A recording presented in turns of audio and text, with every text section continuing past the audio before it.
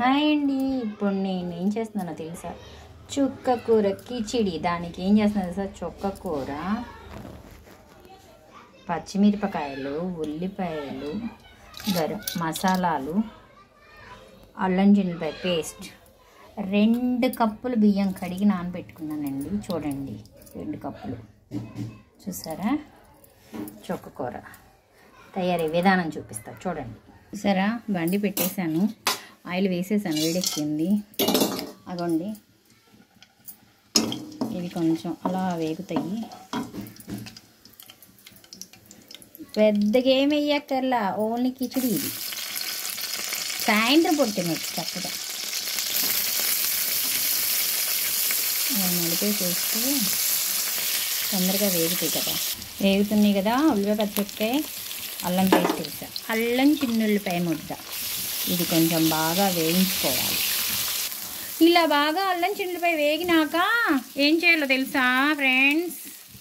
చుక్కకూర వేసేసుకోవాలి. చూసారా? చుక్కకూర కదా, ఊరికే మగ్గిపోయిద్ది. చక్కగా మగ్గిపోయింది చూడండి. ఇంకా కొంచెం మగ్గనిద్దాం.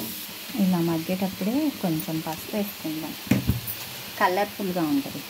ఉప్పు కూడా వేసేస్తున్నాను చూడండి. కొంచెం కారం వేస్తున్నా. ఇది పులుపు ఎక్కువ ఉంటుంది కదా, కొంచెం కారం వేసుకుంటే టేస్ట్ వస్తుంది బాగా. చూసారా? ఇలా బాగా వేగినాక బియ్యం వేసేద్దాం దీంట్లో. ఇలా బియ్యం వేసుకొని కాసేపు అలా అలా మగ్గని బియ్యం. తర్వాత నీళ్ళు పోసుకోవడమే, సింపుల్. చూసారా? 2 నిమిషాలు ఇలా మసాలాలు వేసేస్తే తర్వాత దీంట్లో నీళ్ళు పోసేస్తున్నాం. 1కి 1.5 నీళ్ళు 1 కప్పు బియ్యానికి. నేనైతే 1 కప్పు బియ్యం వేసి 2 కప్పులు బియ్యమాను 3 కప్పులు నీళ్ళు పోసాను. చూసుకొని మీరు వేసుకోండి, ఎలా కావాలంటే అలా. హా గుమ్మ గుమ్మలాడే చుక్క కూర కిచిడి చూడండి. దాని మీద ఏం చేస్తున్నా తెలుసా? లాస్ట్లో వేస్తున్నా. ఆకులు అలములు కనపడకపోతే బాగోదండి.